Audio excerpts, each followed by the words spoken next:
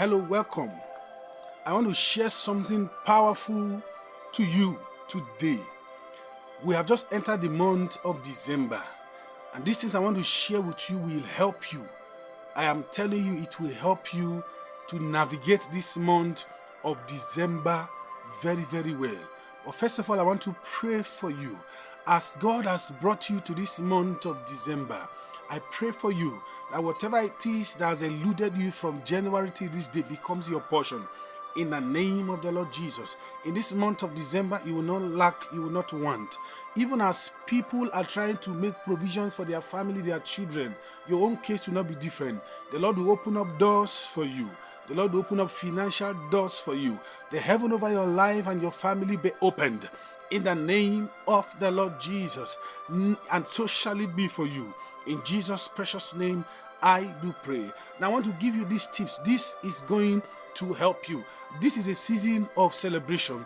It's a season where people will want to travel from where they are to another place. Some people want to go for vacations. Some people will also want to travel to the village to be with their loved ones or to see their extended family. Seriously, there's nothing actually wrong with that.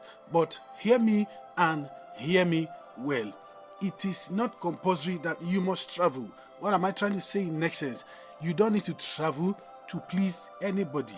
The person calling you from the village and telling you, every year we must travel, we used to travel, and this year we must travel, and the person is putting you under so much pressure, under so much tension. Hear me and hear me well. You must not travel. I am telling you, you must not travel. Now, listen to me. How do you navigate the month? You need to plan for Christmas.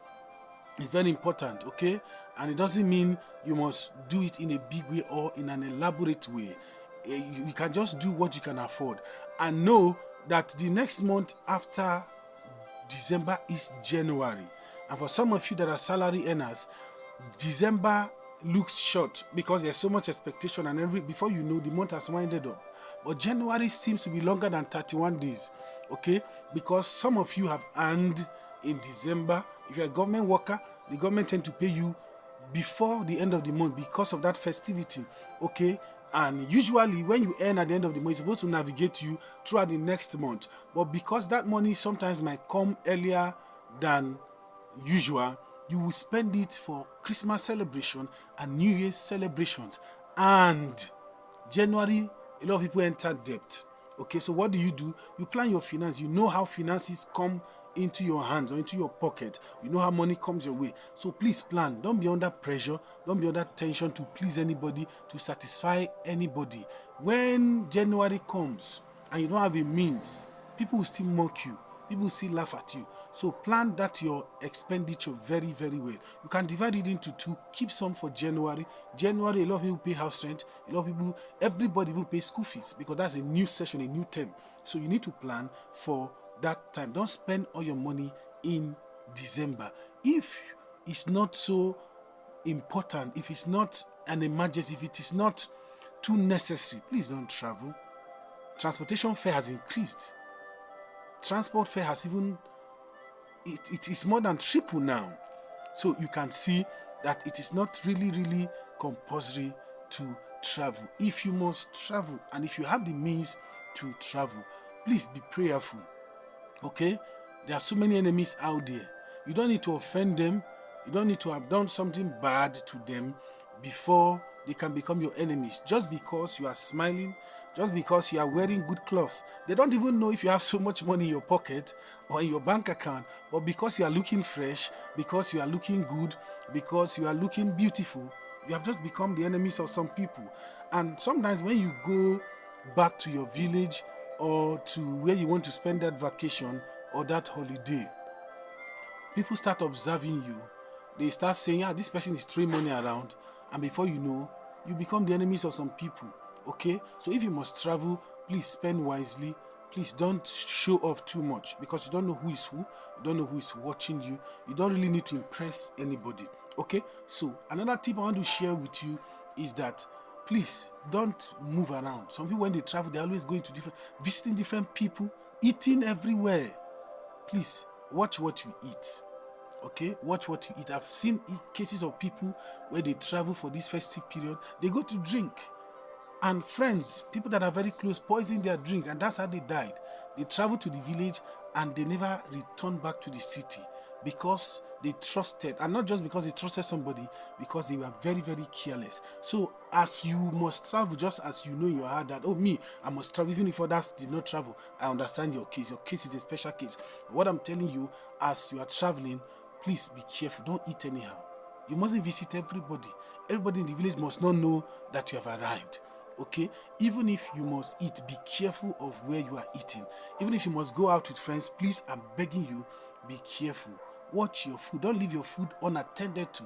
Don't leave your drinks unattended to. I know God is protecting you, but we must be wise. Jesus told his disciples that they must watch and pray. What you can do for yourself, don't try to bring God into the equation to do it for you. Okay, you must watch and pray. In as much as you are prayerful, there are times you must be watchful. When it comes to watchfulness, we're talking about being careful, being sensitive, being discerning. Okay, so for you, you must be watchful, you must be careful where you go, you must be careful the parties you attend, you must be careful the food you eat, you must be careful not to leave your food and drink unattended to, and you come back and continue with that food. Please, I beg you, if you are in public places and you are eating and drinking and you must go out to ease yourself or do something, please, if you can't go with your food, when you come back, don't continue with that food or drink. Okay, this will help somebody out there. And if you are traveling with your children, you already have kids, please make sure you don't allow them to just wander about. Okay, please make sure they are always around you, or if they must go out, let them be in the company of an adult. Okay, let them be in the company of somebody that is accountable. They must not step out without your knowledge and without your consent. Okay, so one other thing I also want to tell you is that as you are traveling, please be careful, be very sensitive. Listen to that inner leading and inner prompting. If you're about to enter a car and the inner voice is telling you not to enter, or there are circumstances around that particular car and you are not too comfortable, why not leave it? Even if it's first bus, why not leave it and wait for second bus? Okay, we have cases where people wanted to travel and they've entered. There's a particular story of a man that wanted to enter a vehicle. In fact, he has entered and even paid, and that, I think that was the first bus or so, and he put his bag somewhere in the front, and somebody else came and removed the bag and sat on it. He was claiming right on the seat. And when the man came, he, as a human being, normally felt bad. He wanted to drag, but on a second thought, he just told the man, no problem. He left and entered, used his ticket to enter the second bus. Okay, because that was the seat he wanted to sit. He didn't want to sit at the back. He entered the second bus. And lo and behold, usually in some parks, the first bus and the second bus, the movement interval is like just maybe 20 minutes, 30 minutes or thereabout. So after they left, they came and met the first bus. They saw an accident, and the first bus was involved in an accident. And the man that sat on his previous seat died instantly. So it means he will have been the one that died.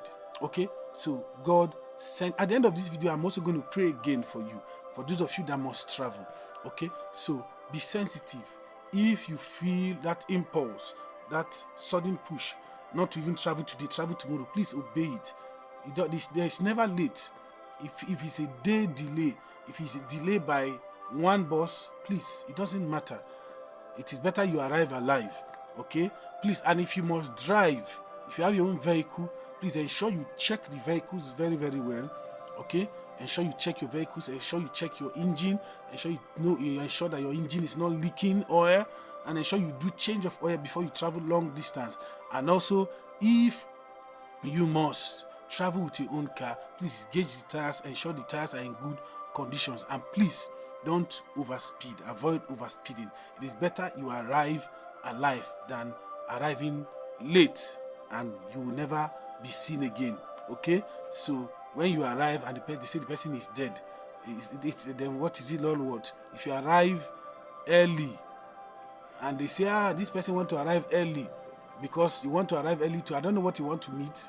You want to beat time. What I'm saying in essence is, please drive carefully if you are driving your own vehicle. And for those that must travel and you want to buy gifts for people, just minimize buying of gift. I'm telling you, people buy enemies without knowing. You want to give gift to people around, it's not compulsory. Okay? There are some people that buy gift and they don't know somebody else is looking at them. Especially for those of us that go to the village. You know, if you are going to the village often, you understand what I'm saying. You are buying for this woman and the other woman is looking at you.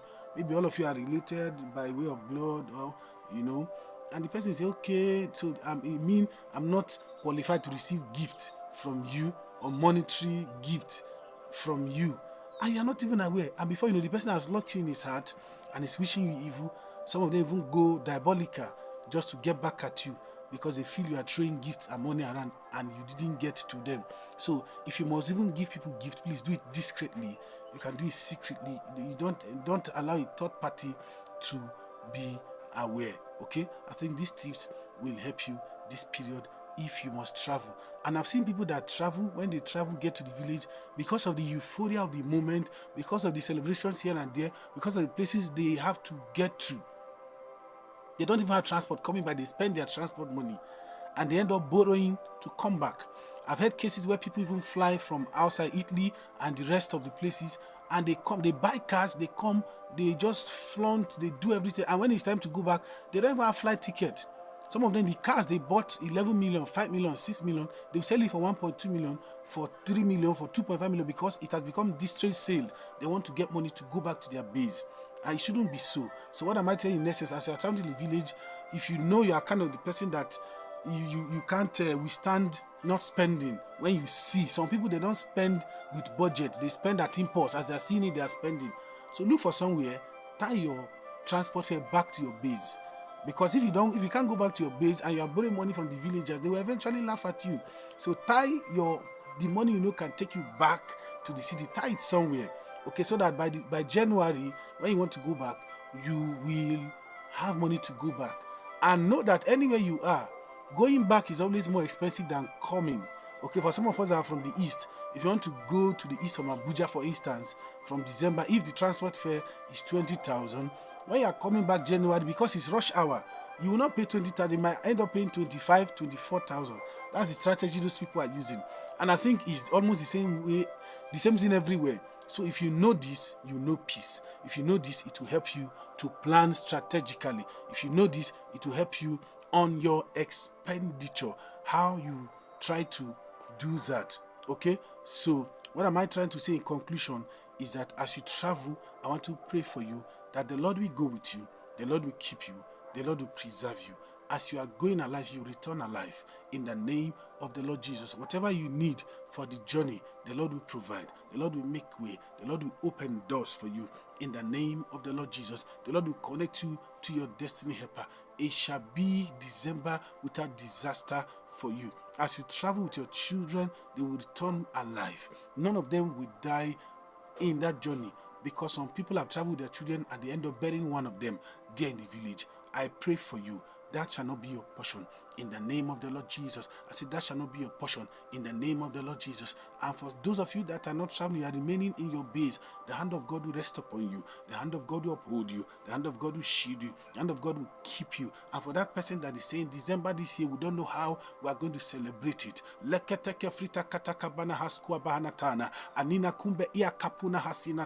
the Lord of all flesh will raise help for you in the name of the Lord Jesus. The Lord will open doors for you even where you did not expect. Hear me and hear me well. The Lord will surprise you. The Lord will work everything in your favor. You that have felt that this December will not be good, it shall be good and better and best for you. In fact, it shall be better than every other month for you in the name of the Lord Jesus. You that have felt that there's no way money can come in so that your children and your family can enjoy this December, I break that siege, that barrier over your heavens, and let finances flow into your life, into your family, into your pocket, into your bank account in the name of the Lord Jesus. Receive strange alerts in the name of the Lord Jesus.